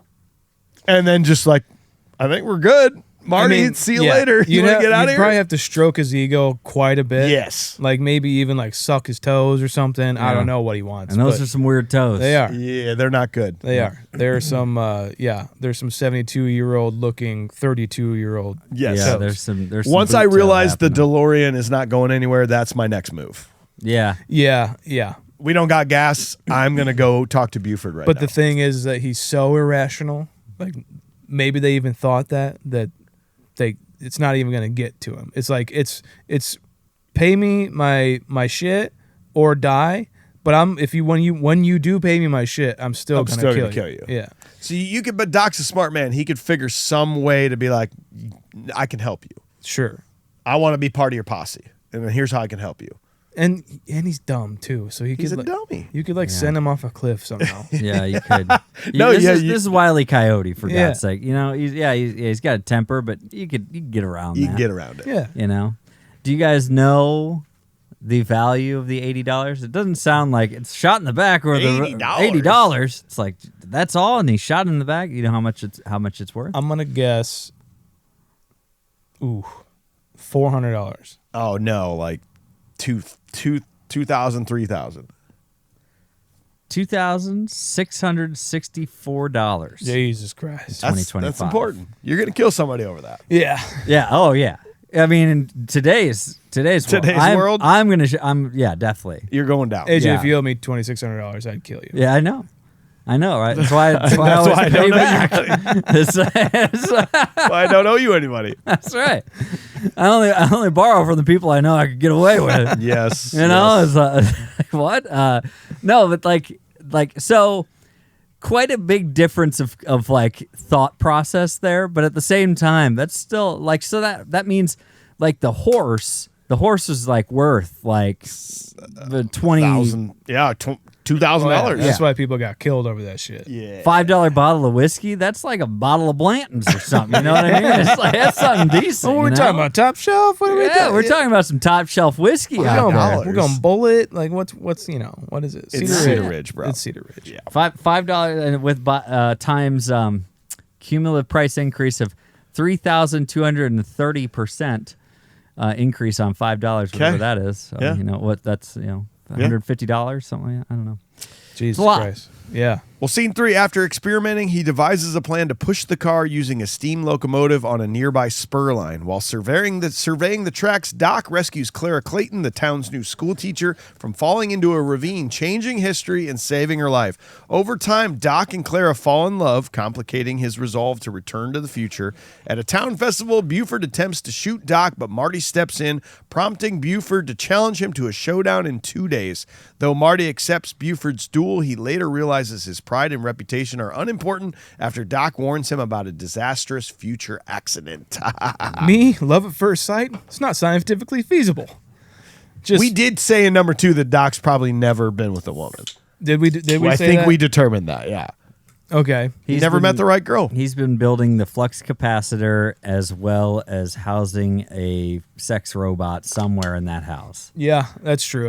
Yeah, that's true. That's probably what's happening, But guys. what I think, I don't know what I said in the second one. Probably a bunch of heinous shit. But I think that what happened to Doc was like he did lose like a love of his life. Like maybe not like she died or anything, but like something happened where they broke up and he thought they were going to be together forever. So he just focused on himself. He vowed himself for a to science. long time. Yeah. Science Yeah. is his love. Yeah. Until this. Well, I'm about ready to fuck your world up a little bit here. Fuck me up. This is where some shit happens. So Yeah. this DeLorean that Marty took to 1885 is the one they're talking about. He's got this DeLorean, and they're trying to figure out how to get it to work. There's still another DeLorean that Doc has put inside of the cave and walled it up. The one that Doc came back in. There are 2 DeLoreans in 1885. My first thought is, couldn't Doc take both of them? Because the one Doc was in has gas in it. Yeah. So couldn't they have like pieced them all together and made one dope ass DeLorean So to get back? they found one in 1955, right? In 1955, the one that Doc That had was gone in- back in and had put in a cave is the one they unburied and then took it back to 1885, which means it's still there because Doc had just buried it. So there's 2 DeLoreans still In in 1885 at this time. At this current time. So I'm like, why can't they put them together and like make one great dope ass DeLorean to get out of there? But then the paradox comes in is that if they start fucking with Doc Brown's DeLorean, does that mean that Marty's DeLorean could have never made it here in the first place? See, that's Because it's the same car. This is Back to the Future 2 where there are 2 Martys. They're the same fucking Marty, but they're in a timeline together, interacting differently than what they would. So there's the same DeLorean duplicated in this timeline. So Marty is a car, and the DeLoreans are gonna play Johnny Be Good. Yes. Okay. Isn't that kind of fucked up? Because Yes. I've never thought about No, that. that's actually great because I was just about to say, well, no, I mean it wasn't there because he just backed his car into it. It's like no, but he had already buried it down. Doc into had the already buried it. Yeah. That's how Doc got there. Yeah. But that's the same car Marty brought back 100 years later or 70 years later. You know, a lot of people were wondering, like, if Steven Spielberg had any, like, was he, like, on set or anything? And, like, Robert Zemeckis was like, no. Yeah. Yeah. You guys know if we had 13 months with 28 days each, we could start the spring solstice, and that would be the first day of the year. There it is. All right, let's go deeper. Ready? So Clara Clayton was supposed to go off of this ridge, which is what called it Clayton Ridge. Yeah. Clayton no, Ravine. I think I have all this. Go. So the reason that Doc saved her, the only reason Doc was there to save her from what her fate was, is because him and Marty were scoping out the train tracks. So if Marty, that leads me to believe that Marty this is not the first time around in the time loop of this. Because think about Marty had not gone back to 1885 and just respected Doc's wishes, Doc would have never been down by the train tracks to rescue Clara Clayton. But the tombstone says his beloved Clara. Yeah. I have a thought on this. Okay. Thing. It's he was there burying the time machine, and he came out. No, but he had already done that. Not by that point. Yeah, he had already buried the time machine. In the past. She still needs her telescope fixed. She came after her crash, after she was rescued. Doc had already buried the time machine, because if he hadn't, then the time machine still would have been there when Marty got there. If he buried the time machine, he had it buried, and at the thing. Okay. Right. I'm saying in the original timeline. That I'm talking. Yeah. I'm not talking about when Marty is there. I'm talking about when Doc Brown went back. He realized there was no way to get back. Yep. He went. He put the time machine. Yep. He buried it or whatever in the mine, and he came back out. And that is the time. But that would have been the exact same time that him and Marty were standing there. So, but the time machine was already buried at that point. Yeah. Sean, are you having a good time today? ZZ Top's in this movie. Dang it, let's talk about ZZ Top. Yeah. Actually, how deep in your mind is this tune that ZZ Top plays? Yeah. It's like the only one they know. I hear this in my brain like once a week since 1990. It hurts. Like I just need something like my boss is saying something to me, and in my brain it's just. It's a great tune, man. This. Spinning the things. I mean, it's cool that they're here. They were huge around like late 80s, yes, early 90s. It's a bit like kind of fucked that Huey Lewis isn't back, but oh no, they should have had a Huey Lewis like just great there descendant. Yeah, just like there, but like Power of Love, but like old Western style. Sure, yeah, that would have been cool. I like that. I do love ZZ Top, but I really love this that we do see the Lord himself, Dean Cundy, and he's the photographer taking their picture. Whoa, no way! Yeah, Okay. yeah. What's he say? He says, takes a picture. He's like, "Ready, gentlemen." That's what he says. I like the look they give each other. They go, "Oh man, too bad I didn't bring my camera. This would be such a cool photo op." And they both go, "Like we should totally take our picture, even though we can't show it to anybody." Yeah, you have to do that. I love that decision too, because the whole time, both of them at this point now are like, we need to be careful with all this bullshit. Even though Doc is being a little lax about it with the Clara thing, and Marty was being a little lax about it with the whole fucking sports almanac thing. And I like now that they come together and like kind of like, all right, fine. This is gonna be fucking sick though. Like, dude, let's do this. I think line of the movie is when, because now it's reversed, right? Clara shows up looking for Doc Brown, yes, as opposed to Marty's mom showing up looking for him. But dude, perfect reversal. It's so great. But then when Doc, when she leaves, Marty goes, "It's a nice telescope." Like, what a fucking great line, because it just like breaks that tension of Doc is just like, "I'm in love," and he's like, "Yeah, that's a nice telescope." I want to talk about this a little bit because there's something about movies, especially when two characters who have a crush on one another are meeting at a place, and one notices the other, and they just watch them for a bit, admiring them, just being them, and then them both their eyes meet. I love that shit. Like movies do this. Like, I know Back to the Future did this as well, but I just, especially these two characters, these two actors doing this. Like, for 2 movies, he's been slaving away trying to help his fucking stupid friend Marty. Yeah. And now he finally gets to have his with Mary Steenburgen of all people. Yeah. Bob Hope Much, recipient. yeah. How much do we love? She's the best, man. They're both of them together, I mean.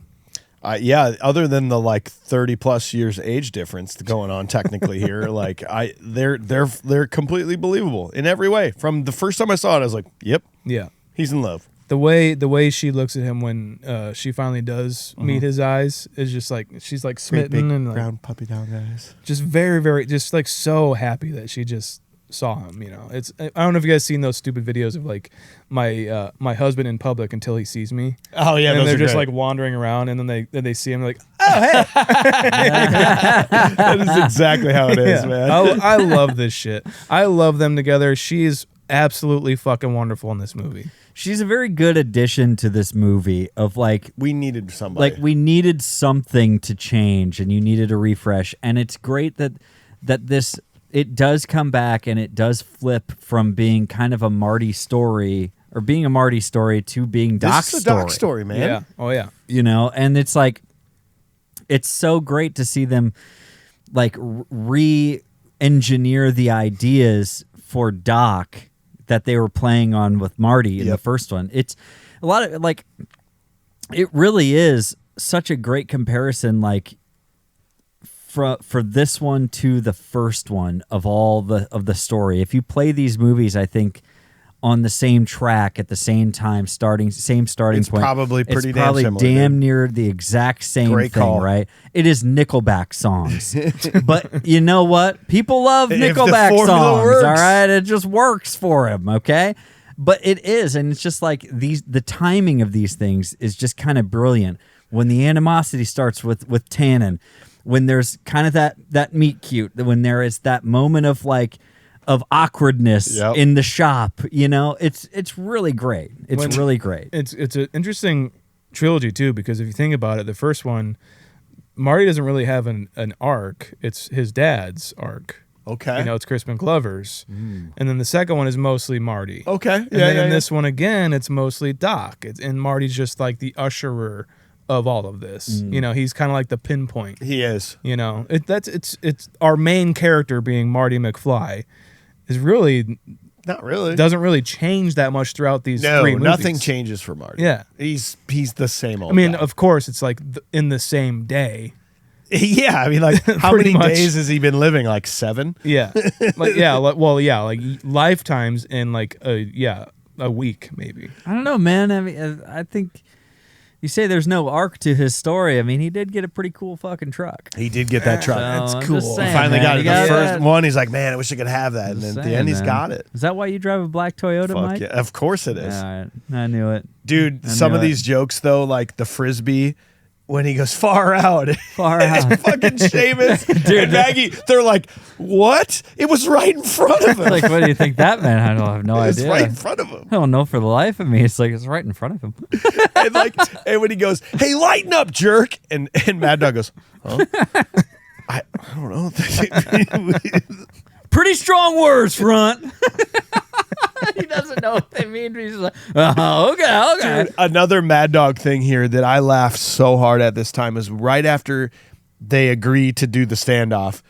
He like basically kind of cries. He's like, "Let's go, boys! Let these sissies have their party." Because like Biff's a deeper character than you think he is. Like he's got a lot of emotion, and he like kind of cries here that he's not welcome at the town party, man. He's not welcome. Nobody wants to dance with him. And you know what? Well, fine. I'm fucking dirty, man. Yeah. Like, my schedule's all fucked up Everybody now. calls me Mad Dog. I don't like it. I told him. This is such like a Zucker joke when he's like, Monday be fine if you want to kill him on Monday. It's like, I think we got something Tuesday. You know, We're that kind of shit. robbing the stage. Something. Pine City Stage. Pine City Stage. The fact that fucking stupid ass criminals have a schedule, Of course Oh, they of do. course they do. is so funny. And Yeah. they're announcing it to the public that they are about to commit a crime. You can't kill him on Monday. We're robbing Pine City. Okay, what about Tuesday? We good? What about Tuesday? And of course, I did go back to in the calendar to 1885, and this is an exact like they went through the painstaking research to know that Monday, September 5th, it was actually a Monday in 1885. Jesus Christ. And so September 3rd was Saturday when this party was happening. It was a Saturday night. Like that's cool. Thank you for doing that. That is really cool. Because you knew someday I would look that up. Yeah, they knew it. They knew it. I did never quite get, and maybe this is what you were going to talk about. I never picked up as a kid. I never understood that like Buford was about ready to kill Doc right here at the party. Right. And that was not the day that he died. Correct. But then you catch that little subtle dialogue of he's like, yeah, last guy I shot with one of these bullet rattled around inside of him and he died 2 days later. died 2 days later. So like this is really what happened to Doc. He got shot here in this moment without the Frisbee happening. Because I thought maybe something got altered to create him to try to shoot him on this day. But no, he got shot here and then 2 days later he actually died. But see, that was where it comes back for me for the Clara thing, because I was wondering, because he was reluctant in the first place to be going to this party. Yes. He's like, I don't go to these things. I don't go to these things. And so it made me think that because Clara showed up there looking for him and said, well, you're going to be there, right? And he says, oh, I wouldn't dream of missing it. Yeah, but whatever. I know, I got you, man. Yeah. You know what I mean? Like, it's just one of those things of like, again, that's why I got hung up on the Clara thing of like, why did he save her? When did he save her? All that good stuff. Because that's what it always felt like to me. He ended up going because of Clara, which is why and then he shot. got shot there because Marty was there, because this all changed. And it's the Old West. They've known each other for 12 hours, and now they're beloved. Like, Yeah. Right. Yeah, we're basically married. Yeah. So we're going to put you on the tombstone. Because because actually in 1885, I've only seen a radius of 13 20 people. miles. You know, I know if 13 that. people. Yeah, I know 13 to 20 people if they're still alive. That's why, like, when you say, like, no, I call her. I dibs. Dibs. That it meant something. I know, for real. She's literally the only one. Like, here. yeah, I'm pretty sure, like, you were married after, like, you gave her a snake bite on the arm. Yeah. You know what I mean? Yeah. After you played Bloody Knuckles, Yeah. a couple of times, you're like, I think we're soulmates. I think we're good. And this is kind of cool that it's, Christopher Lloyd's first on-screen kiss Might be his first kiss in life, too. of his career. Yeah. Crazy. Yeah. Run for it, Marty. Yeah. Run God for it, damn. Marty. Run for it, Marty. What did I just say? Scene 4. When Doc confesses the truth about being from the future to Clara, she doesn't believe him and angrily rejects him. Heartbroken, Doc drowns his sorrows at the saloon while Marty urges him to leave. However, Buford arrives early, forcing Marty into a fight using a hidden stove door as body armor. Marty tricks Buford into thinking he shot him, then knocks Buford into a manure wagon before the outlaw is arrested. With Buford defeated, Marty and Doc seize a locomotive to push the DeLorean onto the spur line. This was the one moment of the entire series where they exchanged their catchphrases. Did you catch that? Yes. Yes. That I didn't catch that, man. But yeah, at this one point when the tombstone is changing, Marty says "Great Scott" and Doc Brown says, "Yeah, this is heavy." I know, this is heavy. Kind of a nice touch. Yeah, right before or right after the guy tells him, like, the odds are 2-1 against you. Better start preparing. It's fuck, dude. I told you I don't need a new suit. It's not for your suit. It's for your coffin. Well, the odds are 2-1 against you. Same thing with the gun, like the Peacemaker, that whole exchange too. Also, where'd you learn to shoot like that? 7-Eleven. 7-Eleven. It's like, damn it. Like all those, and the other reference there too. The baby's game. The baby's game, right? Because they make fun of him in the future. Right. It's Elijah Wood. It's use a baby's use game. your hands. It's a baby's game. But here they're like, so easy a baby could do it. Yeah. And like it's just they layer so it in, smart. man. They lace it in there so well, and it's really, really freaking fun. What else was I gonna say? Not the guns, but what was the one you just said before that? Tombstone, the suit, the coffin. The suit and the coffin. Yes, him just preparing, and he's like, on the gun side, he's just like, oh, if you lose, I'm taking it back. It's like, well, it doesn't really matter because I'm gonna be dead anyways. So it's like, if I lose, fuck, dude. Exactly. Yeah. Yeah. Okay. I do want to know what happened to Emmett on the 4th of July. Dude, this is my favorite shit.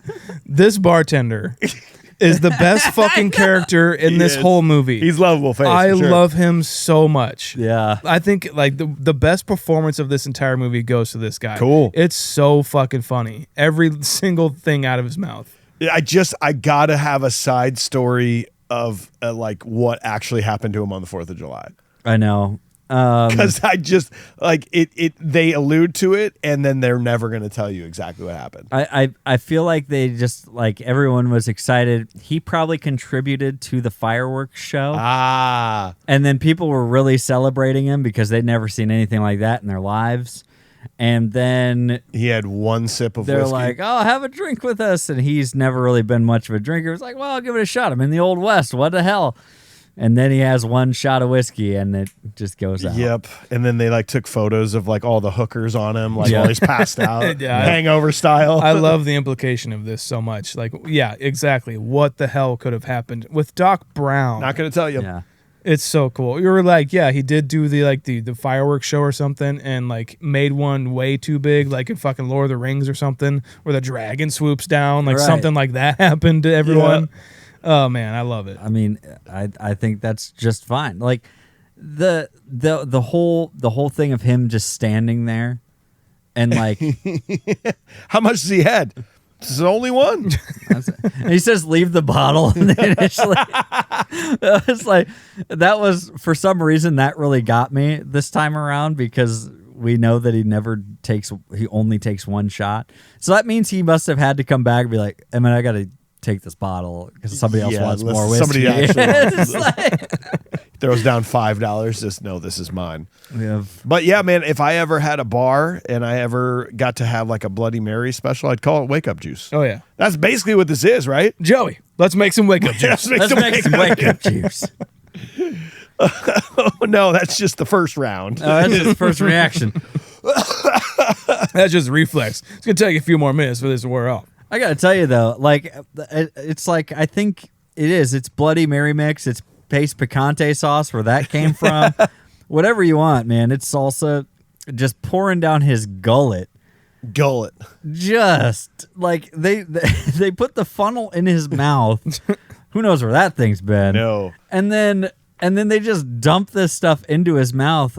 He's not swallowing this right away. This is not choice, man. This is not. You good. don't want to be there. You don't want to be that guy. I don't know.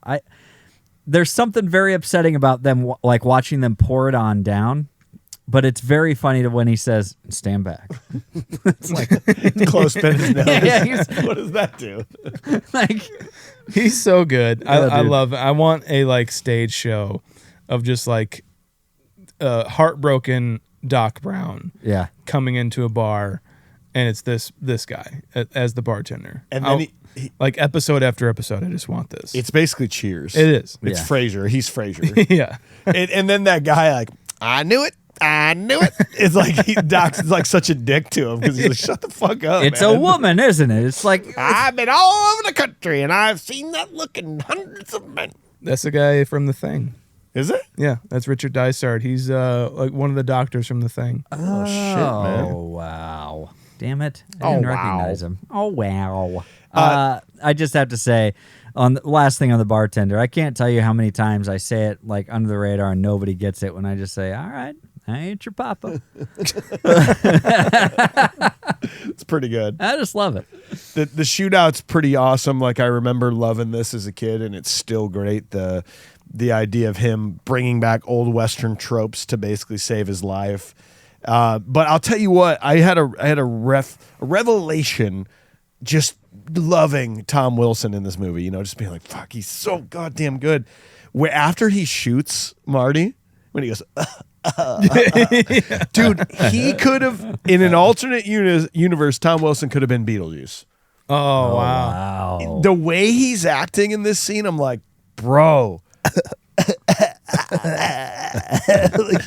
Tom Wilson, I'll never understand why this man did not go on to do 500 movies and win Oscars and shit. I don't know. Yeah, I don't know. It's this movie. This series is such a playground for an actor in general, and I think he's reveling in it the most in every movie. Yes, he gets to change the most of everybody. Like Yeah. he gets to be the complete same guy, but like different crazy animated versions of himself. More Crazy than makeup anybody else. on like the second one. He looks and- dope in this, dude. Yeah, it looks awesome. I mean, yeah, like a crazy looks on every single movie that he does. You know, yeah, it's kind of a shame. I mean, maybe he has, and we just don't know. Yeah. I don't know, but I do love the fact. I don't know why I never put it together, guys. Maybe this is extremely obvious, and I'm sorry if I'm late to the party. But the fact of the matter that, like, in all of the things that he does, he ends up getting manure on his car and his from his horse thrown into it, manure just ruined. His car's always getting and then he becomes a guy who details cars, and like it just became his obsession. It's deeply genetic rooted, like lines of his blood have basically forced him into that. Forced him into cleaning cars because his always got shit on him. Maybe like OCD tendencies come from our relatives. Our I'm past just saying, relatives. man. I think they're passed down because like 100%, and like that is the worst one too. I know we're probably a little bit ahead of this. No, too. that's fine. When he gets in this manure, when he ends up in this manure and he comes out, he's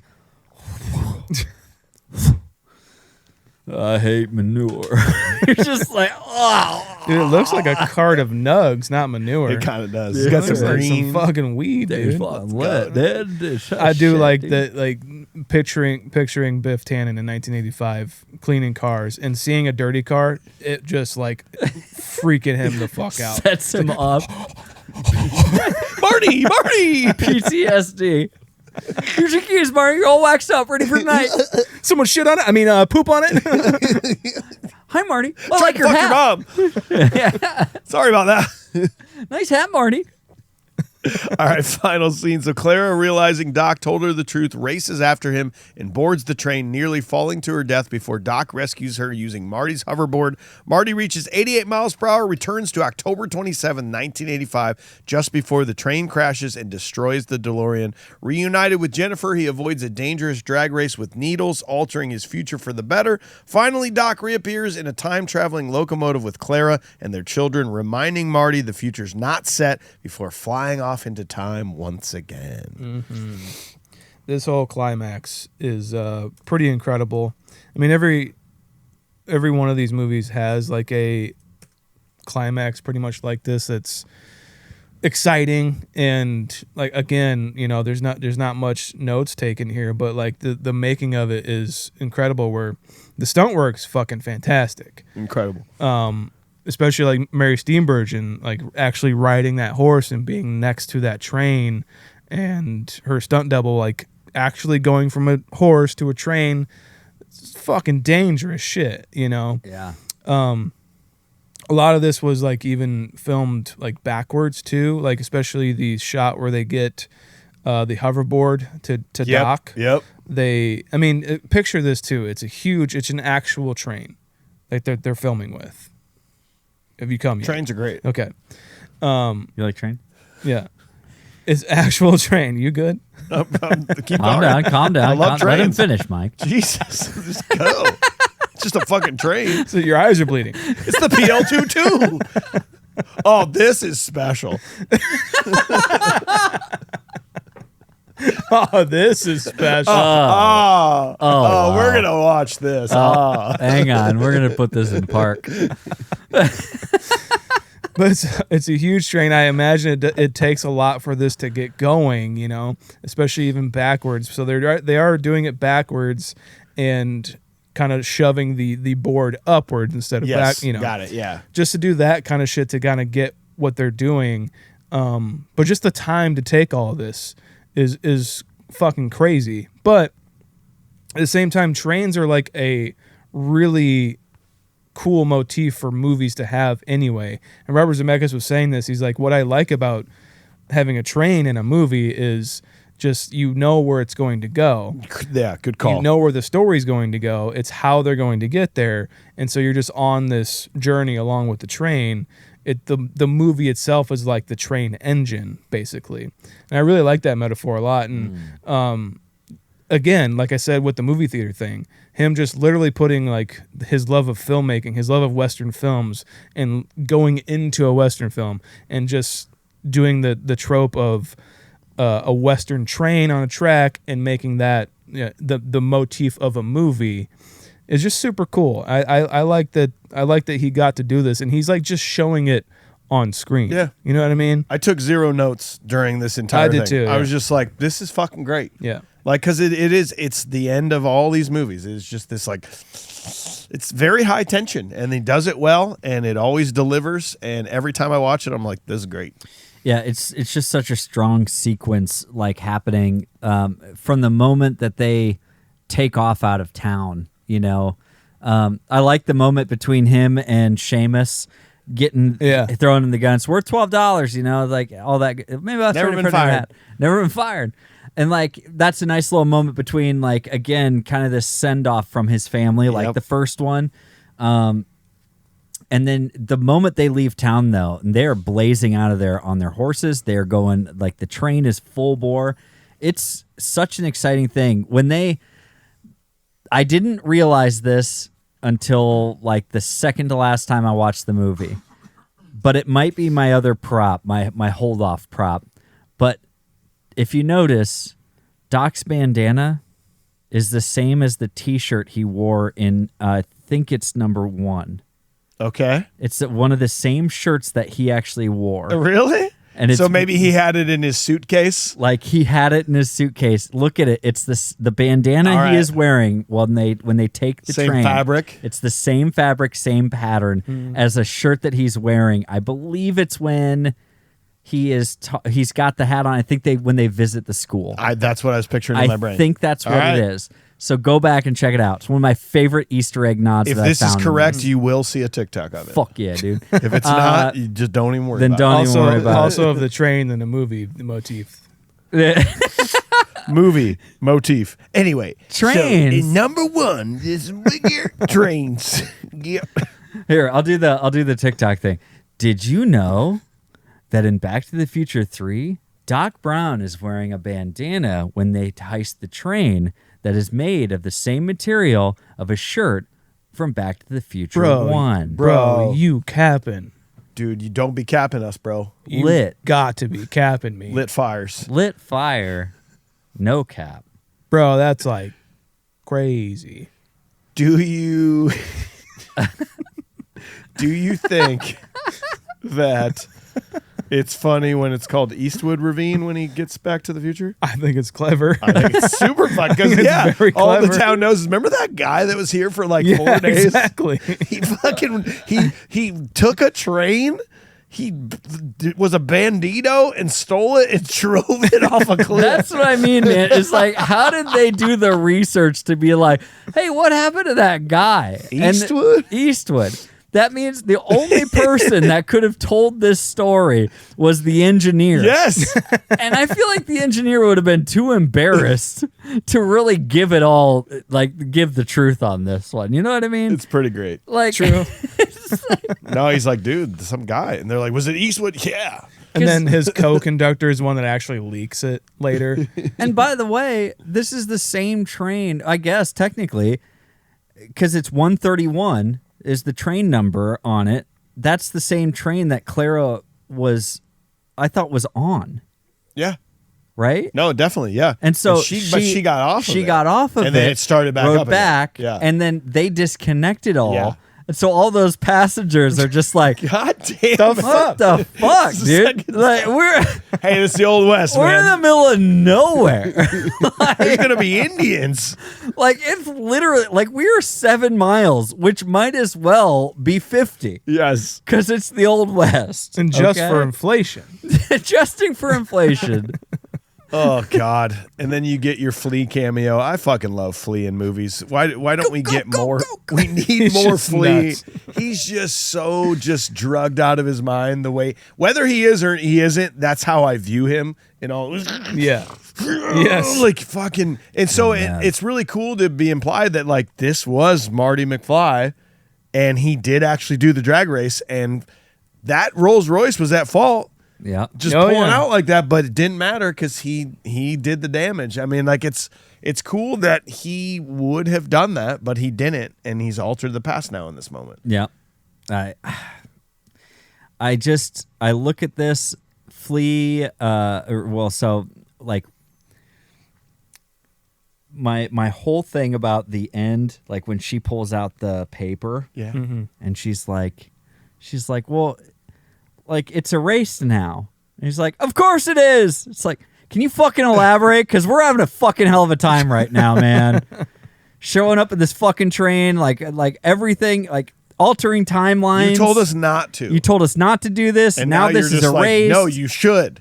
And then you altered our timeline. You got us all caught up in this bullshit. Well, I think he finally figured it out, right? So he's been through all the. This is the Doc Brown that's been with us from the start. He finally realized that he's completely altered and fucked up time. Yeah. And nothing has happened. Yeah. And I think he's realized that. But like, he's such a nonchalant way of being like, of course.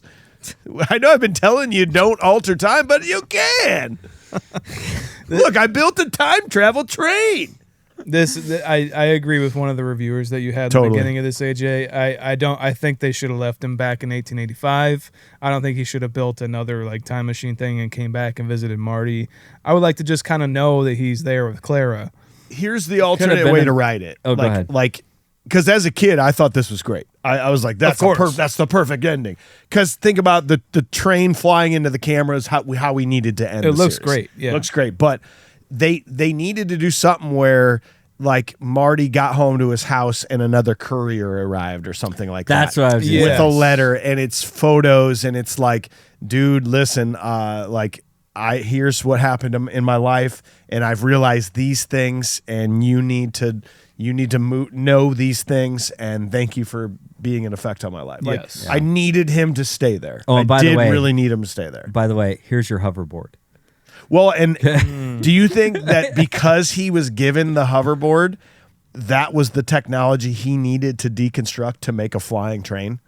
Had to be. Right. Like, so if he had never gotten the hoverboard, there's no way that Doc Brown had invented flying at that point. Well, he had invented it, but he wouldn't have components or anything Correct. to like work through. But that hoverboard gave him at least enough things to start working through to build that. That's what I believe. Yes.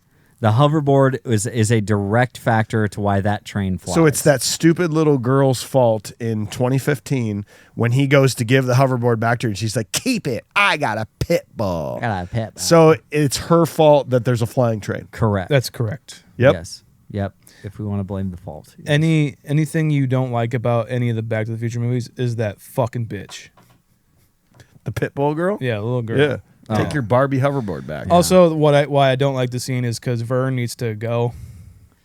Well, when I was a kid, I thought Jules and Vern was a really stupid names for kids. So This guy looks I like didn't put it he's together. about to summon an ancient demon, like called he who walks amongst the rows. Like, it's scary. This looks like a Children of the Corn villain. I don't like this guy whatsoever. You could see him like peer in the camera every once in a while, and every time he does, he's like, yeah. Did you see him pointing at his junk? Yeah, Yes. you see he has to, you guys saw he has to go pee. He's telling them that he has to pee in a He's like- shot that they kept. He he's goes, like, I have to pee. pee. It's probably fucking blood. We could have just avoided, Sean. We could have kept this kid out of it. No flying trains, but of course they had to end it this way. Man. No, I really do wish. I think it'd kind of be a perfect trilogy if it was this, because like I also really like that they do destroy the DeLorean. You know, Not at like he didn't mean to. It just happened. exactly. And like you could say like Doc maybe transported him there knowing the train was going to show up at that time. You could say. Just destroying the DeLorean because that's what he wanted. But I like, and Robert Zemeckis even like commented on it too. He's like, I like how we were brave in that aspect to like, no, end the trilogy. It's a trilogy like Breaking Bad, 5 seasons, End whatever it. it is. It's done. Okay. Yeah. The DeLorean's no more. We can no longer make any more of these movies, basically, is what that's like visually signifying. Now wait a minute. Maybe we can. And then the fucking train shows up. So I wish it was just like Yes. the DeLorean gets destroyed and Well, and the letter shows up or whatever. It's sort of dumb too, because not only does he show up, but he's basically like, "Hey, all right, see you later." Like they You could know. you're traveling through time. Can't you just go park that somewhere and be I like, know. "Hey, man, we're gonna stay here for a while. We'd really love to catch up." We're yeah, chilling like, out. oh, We're late to go somewhere else in time. No, you're not. You're on a you have time a fucking schedule? time machine. because you're not, because you have a time machine. Yes. Show up and like go get a hotel and like tell me about what's been going on in your life, Doc. Yeah. You're the most important person in my life. Like you came and To the went world. so fast. Like you've got places to be. And it just doesn't make any sense. At all. At all. It is a tough being a modern day watch, this was the toughest part. You came Yeah. and handed me one of those like Western souvenir things that you get at Adventureland. You know what I mean? Put on some old-timey We're gonna clothes. put on some clothes. Stand by a clock You tower. gave me a plastic badge, a plastic sheriff's badge to fucking pin on my old Oh thing. shit! Vern broke it on the way over Of here. Man. course He's he such did. a And he peed on psycho. it too. So Yeah, ate some of it. we're trying to get a bathroom installed in this thing. It turns out when you're 70 and your wife's 30, Yeah. your second kid doesn't turn out good, guys. Yeah. He turns out real weird. Should just ask Robert De Niro. It gets weirder. Turns out Kids turns- get weird, man. The kid comes out geriatric. All right. I mean, it's wild. You get the ZZ Top song at the end. But the current version, you Yes. know? Bob Gale told a story on the commentary where he's like, it was cool having ZZ Top there. They also did bring their manager, and he was kind of a handful. And he's like, I had to like keep their manager away from Robert Zemeckis as much as possible because all he wanted to do was tell Robert Zemeckis that in order to have ZZ Top in his movie, they had to have the ZZ Top car be the time machine instead of the DeLorean. And I'm like, what the fuck, dude? Jesus. And he's like, you do realize like we're in 1885. There's like no other cars except the DeLorean. I don't know that's what you mean. already been in the first two movies. What do you mean? No, you.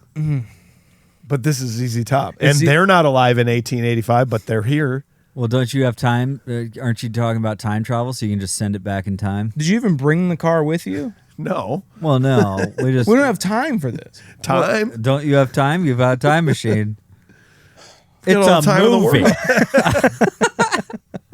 movie. ZZ Top, it's a movie. Are you guys all high? Yes. Yes, Okay. oh, very much. All right, just get him on stage. Put him Hey, in the spin the drum, just, beard. Just get up there, spin your drums, and just fucking calm down.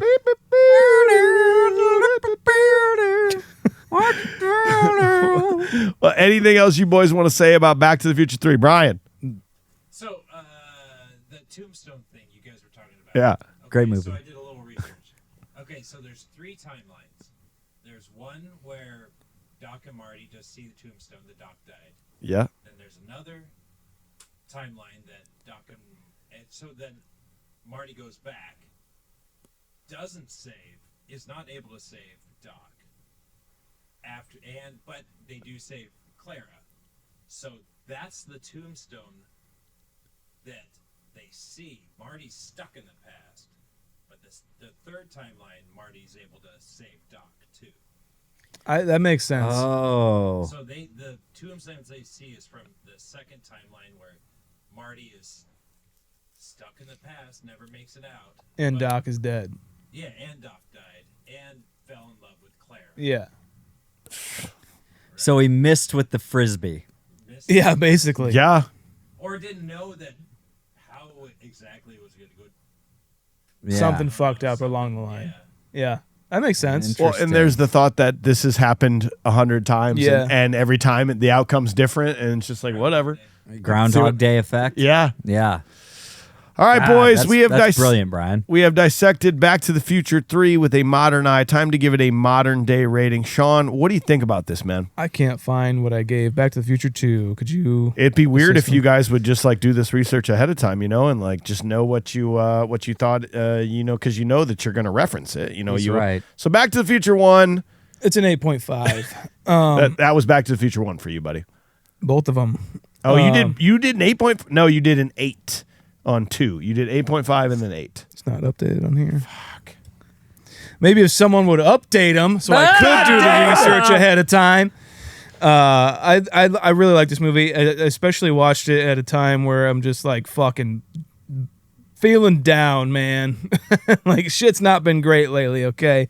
And to see Doc and Clara in this movie really kind of lit a fire under me and got me excited, and I just loved seeing the joy, especially like I said in the review, that scene of Doc looking at her and her eventually them both finding each other's eyes and meeting up. I really enjoyed that aspect of this movie a whole lot, and I think that Christopher Lloyd did a hell of a job, and she can do no wrong. Steenburgen is just a powerhouse.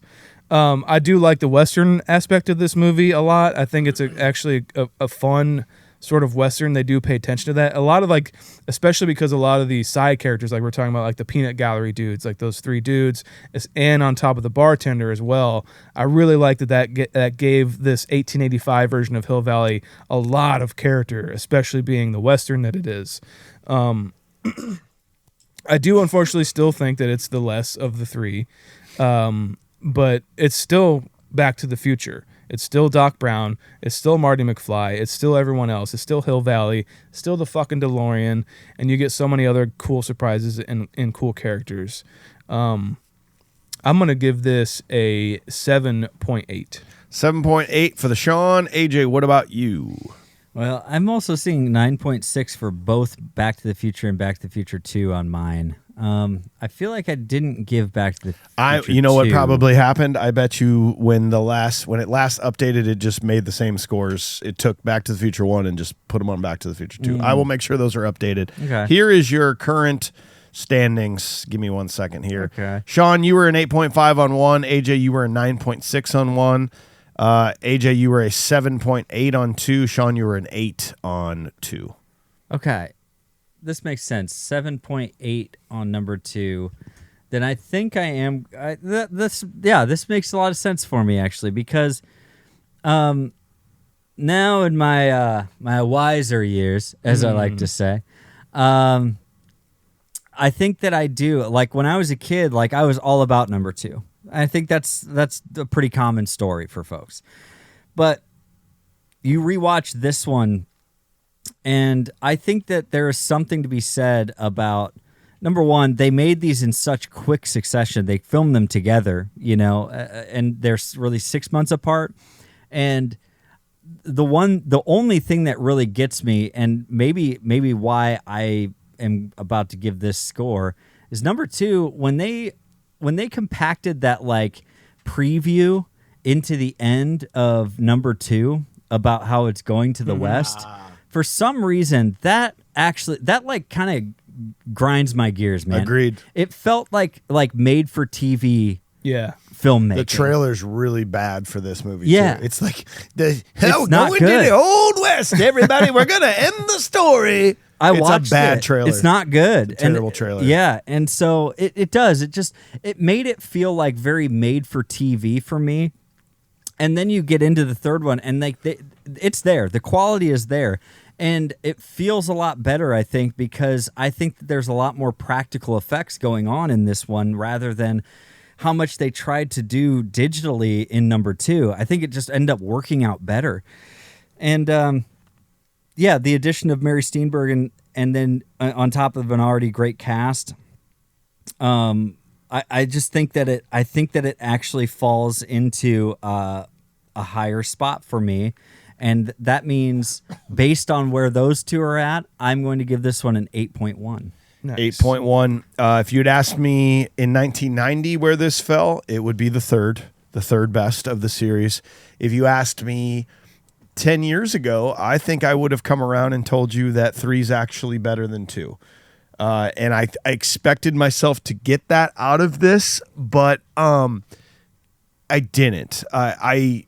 The ending and the slight bit of, up until this movie, every single perfect detail was calculated on why this is happening. This one got a little sloppy. Just because they're trying to end the story, and the ending of this movie, I hated it so much this time around. Like, give me the darker ending for sure. But keep in mind, Back to the Future 1 is my highest rated movie we've done. It is my number 1 movie that we've done so far, almost 250 movies in. Back to the Future 2 is an 8.85. I'm going to give this an 8.4. I'm going to give this higher than all of you guys, and that tells you how great of a trilogy this actually is that the worst of the 3 is an 8.4 for me. Like it's the most important trilogy ever made. It's one of the best trilogies ever made, and they all work absolutely perfect from start to finish. Even with a lackluster ending, it's still incredible. Yeah. It's funny ending because basically, after all this has been happening and all is said and done, Doc comes back and said, "'Cause it doesn't matter." And you're just In like, a way, okay, kind of cool. well, fine then. You Fuck. wanted to destroy the time machine, but you made it. Then you made a better one. Another Okay. one. Yeah. All right. Kind of weird. It's a train because you don't need it because it flies. Okay. All right. We got to go to. Bit more conspicuous than DeLorean. I'll bet. We got to go to Josh Miller. He says, honestly, I've watched this movie a handful of times, maybe 2 handfuls over the past 35 years. Damn it, that makes me feel old. This one still is my least favorite of the trilogy, and frankly, it didn't need to happen. They struck gold with the first one. The arc survived the sophomore slump, and it was bonkers fun. Then it's almost like they used a magic 8-ball to put the last one together. Why was ZZ Top in this? Like, I get the Marvin Berry, Chuck Berry thing in the first one, but besides a weird cameo, what was this about? I don't want to dive too deep into factual errors questions because you could write books, but here are a couple. I get that gas didn't exist in 1885, but fuel oil existed 30 years prior. You're telling me Doc Brown, who invented a time machine, couldn't find a way to distill fuel oil, or hell, the byproduct of making kerosene is a gasoline derivative. He only needed to make a couple gallons of decent grade fuel, not hundreds or thousands, so massive infrastructure isn't needed. I get that. Look what he did with the train Presto logs. He had time to whip up those combustible true. timing There you go. things. Getting a piece of shit DeLorean to 88 miles per hour on the low resistance of train tracks would be certainly easier than a 100,000-pound train. Yep. That's a really good point. Let's make this problem harder than it needs to be. I'll end on this. The movie isn't terrible. It's just aggressively fine. It chugs along on charm, nostalgia, and the fact that we wanted to see Marty invent skateboarding again. Compared to the first two, it's like watching your favorite band's farewell tour at a county fair. No shade directed at you, Mike. Modern day score, I'm sure you'll get gripes about this, but fair is fair, 6.1. Okay. Wow. But people might think my 8.4 is too high, so that's why this works out. We are a 7.6 as a group. 7.6 of all the movies we have done, a 7.6 is tied in the 93rd spot with Teenage Mutant Ninja Turtles. We believe that that thing you do and Monty Python Holy Grail are better movies, but we think this is better than Tombstone. That's fine. Yeah, I'm fine with that too. Yeah, I think 7.6 is a fair rating. Back to the Future 1 is a 9.18, and Back to the Future 2 is a 8.53. So we agreed basically with the fans, I believe. We said 1, 2, 3 is how we feel about this. So All right. it's Fine. okay. Yeah, it's fine. Well, we hope you enjoyed the episode. Thanks for being here. It is officially October. Yeah, baby. Tune in next week for some fall, fun, spooky movie seasons. We're starting off with Death Becomes Her. Mm-hmm. We're following that up with Remember the Titans. Mm-hmm. So spooky. And if you're new to the podcast, go back this time last year, American Beauty. Yeah. Oh, that's Not to be also a good confused one. with American Pie. Not to be confused with American Movie. American. Not to be confused with American Psycho. Not to be confused with Wet Hot American Summer. Not to be confused with American Coming to Graffiti. America. American Graffiti. A lot of Americas in the titles here, guys. What's up with that? We love the USA. We love USA, baby. God bless it. Okay, USA. And we got Brian on the controls here at Upload Media Group in Cedar Rapids. Learn more about uploadmediagroup.com at uploadmediagroup.com. Yeah. And check out our network. We love them. Cloud 10, cloud10.fm. That's it for us. Dun, dun, dun, dun, dun, dun, dun, dun, dun.